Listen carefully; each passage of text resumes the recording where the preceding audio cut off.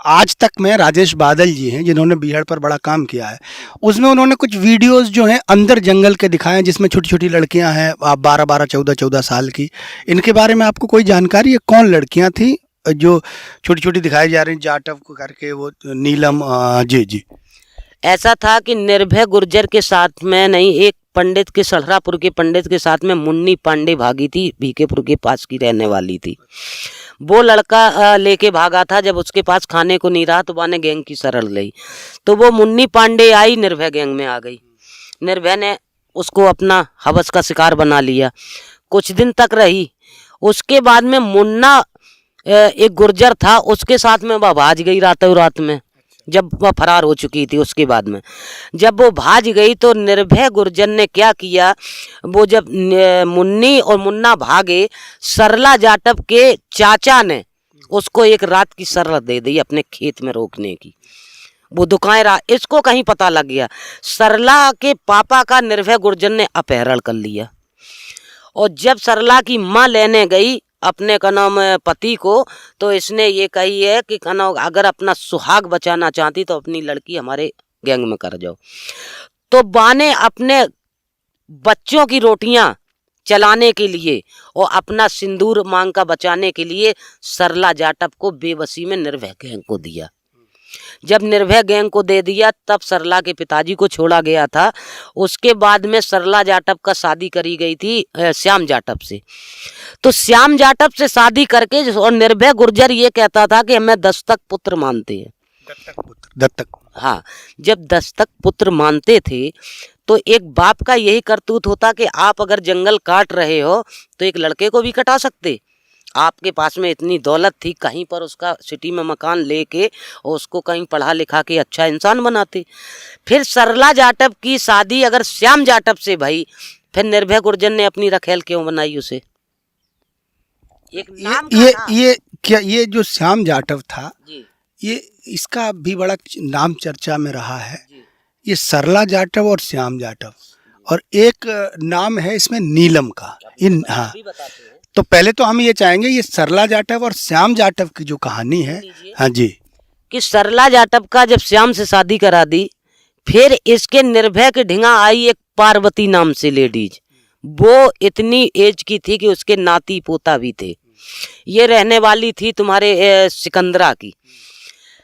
वो 6 महीना रही, उसके बाद में वो जेटावा जेल में आ गई। फिर उसके बाद में नीलम गुप्ता पहुंची उसके जेल मखानो गैंग में। तो नीलम गुप्ता का शादी हुई निर्भय से। वो शादी में जो इसने जोड़ा पहरा था लहंगे का, वो मुठभेड़ में रह गया था, इटावा एसएसपी के पास पहुंच गया था। तो निर्भय ने इटावा एसएसपी को एक अपना लेटर लिखा था कि हमारा वो लहंगा भिजवा दीजिए जोड़ा, नहीं हम इतनी लाशें बिछाएंगे कि आप उठाते उठाते परेशान हो जाए। तो हम ये अपने दर्शकों से ये जानना चाहते हैं कि सीमा परिहार अगर बेवफा थी, जो निर्भय गुर्जर ने अगर 4 करी और 4 में से एक नहीं रही उसके पास में, तो क्या 4 बेवफा नहीं कर गई? एक निर्भय गुर्जर इतना सत्यवादी था, अगर इतना सत्यवादी था तो 5 शादियां क्यों करी? इसका जवाब हम अपने दर्शकों से जानना चाहते हैं। इसमें कौन बेवफा हुआ? तो ये सीमा परिहार जी ने अपनी आप बीती सुनाई है, जो उनकी जिंदगी की कहानी थी वो उन्होंने बताई है, और आप सबसे ये जवाब भी मांगा है कि अपने बारे में एक इंसाफ की गुहार की है, क्योंकि अदालत तो उन्हें लगभग बरी कर चुकी है। अब सामाजिक रूप से तमाम सारे आरोप इन पर लगते रहते हैं, उन आरोपों में कितनी सच्चाई है और क्या उनका न्याय होना चाहिए, हमारे दर्शक कमेंट करके बताएंगे कि कहाँ क्या गलत थी। अब हम वो दूसरा किस्सा सुनना चाहते हैं, ये जो श्याम जाटव और सरला जाटव की कहानी। ये कहानी क्या थी कि मतलब निर्भय गुर्जर जो है, निर्भय गुर्जर का वो लड़का था श्याम जाटव, कहाँ से वो लड़का आया था, क्या उसकी खुद की पैदाइश था, और कहाँ से ये सरला जाटव कैसे शादी हुई, और क्या कारण हुए कि बाद में वो उसकी मतलब सरला जाटव बताने लगे कि उसकी पत्नी है, और इंतकाम में निर्भय गुर्जर एकदम से पागल जैसे हो गए थे। क्या कहानी थी? पूरी कहानी हमको बताएंगे। देखिए, ऐसा है कि जो श्याम जाटव की कहानी बहुत से दर्शकों ने पेपर द्वारा पढ़ी होगी कि निर्भय गुर्जर की कोई शादी नहीं हुई थी, और जो श्याम जाटव था इसकी जन्मभूमि है धौलपुर के पास में एक गांव पड़ा था, और इसके मम्मी पापा कमाते अपने नौकरी कहीं करते थे दिल्ली में। वहाँ पे इनने छोटा सा घर भी ले लिया था श्याम के पापा ने। वहाँ पे किसी फैक्ट्री में नौकरी करते थे। वहाँ से कोई आदमी इसका अपहरण करके लाया था। तब श्याम जाटव की उम्र ज़्यादा होगी 9-10 साल की, और बिल्कुल दुबला पतला था। और यहाँ दुबला पतला इतना था कि और लोग जब मिल जाते थे गांव वाले, ये कहते थे वह लड़का पे इतना सामान लदा के निर्भय गुर्जर चलाता है कि वो लड़का बिल्कुल गैर होश हो जाता कभी कभी चलते चलते। तो निर्भय गुर्जर ने पहले तो वाकई साथ में अत्याचार करके रखा, फिर अपना पेपर में देने लगे कि मैं दस्तक पुत्र मानते हैं, फिर उसको वहीं पर डिक्लेयर करके एक अपराधी बना दिया। अपराधी बनाने के बाद में जब सरला जाटव से शादी इसकी करा दी थी, उसके बाद में नीलम भी आ गई थी, तो सरला और निर्भय को श्याम जाटव ने कई एक बार देख लिया गलत। तो मतलब अपने पिता को और अपनी पत्नी को तो वो कुछ घृणा करने लगा। फिर इनने श्याम ने और नीलम ने एक भूमिका बनाई कि हम ही तुम यहाँ से भाग जाओ।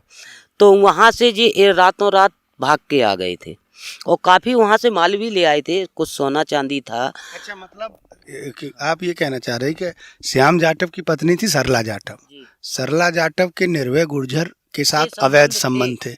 तो फिर श्याम जाटव ने बदला लेने के लिए जो नीलम जाटव निर्भय गुर्जर की, जो नीलम गुप्ता निर्भय गुर्जर की पत्नी थी, यानी उसकी माँ लगती थी, तो उसके साथ संबंध बना लिए। नहीं, उसने संबंध नहीं बनाए, वो एक माँ के तरीके से आया, लेकिन वहाँ से जंगल से लेके आया था। ये माँ बेटे निकल आए वहाँ से, और निकलने के बाद में 2-4 दिन इधर उधर भटक के फिर उनने आत्मसमर्पण किया था इटावा में। और जब इटावा में समर्पण किया था, और उस टाइम पे उसने 500 ग्राम सोना भी अदालत में कनाव पेश किया था।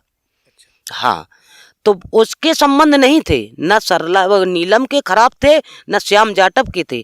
अब तो आज की डेट में नहीं है मनोज जी। अच्छा, श्याम जाटव खत्म हो? हाँ, श्याम जाटव के कैंसर हो गया था गले में, वो खत्म हो गया। नहीं, हम आपको मिलाते, हर दर्शकों को उसको दिखाते कि श्याम जाटव हकीकत में लड़का बहुत सीधा था।